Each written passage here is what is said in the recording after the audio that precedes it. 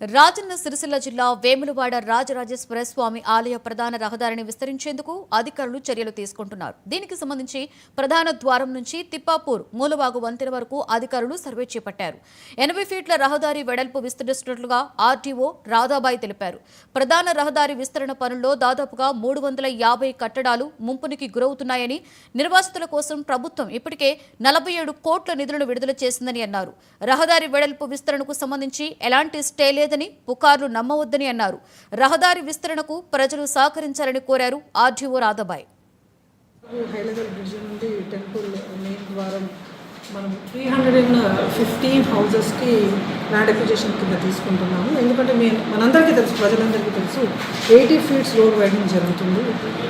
మనము last 50 years నుంచి మన వేములవాడ ప్రజలందరూ దీనికోసమే ఎదురు చూస్తున్నారు.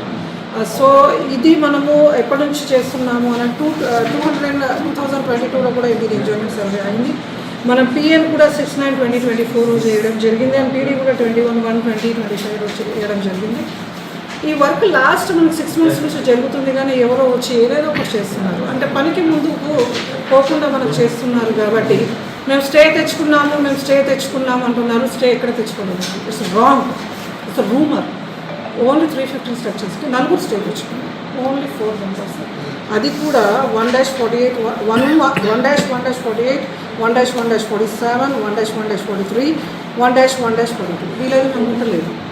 స్టే ఉన్నా కానీ మేము అధికారులకు క్లియర్గా 4 కాదు 5 సార్లు వాళ్ళకు కొలవడానికి వచ్చినా కానీ మేము ఖచ్చితంగా స్టే ఉంది, స్టే ప్రకారం మేము ఉంటున్నాం, అలాగే మీరు కూడా ఉండాలి అని చెప్పేసి వాళ్ళకి విన్నవించుకోగా 4 సార్లు వాళ్ళు టైం ఉన్నప్పుడల్లా వాళ్ళు వచ్చి ఏదో ఆర్భాటం చేసుకుంటూ వచ్చి మమ్మల్ని ఆగమనం చేసుకుంటూ ఈ కొలతలు తీసుకుంటున్నారు. ఇందులో కొంతమంది స్టే ఉండగా కూడా మీరు ఎందుకు కొలుస్తున్నారంటే ఇవాళ ప్రొటెక్షన్తో వచ్చి ఈ కొలవడం అనేది ఇది కరెక్ట్ కాదు.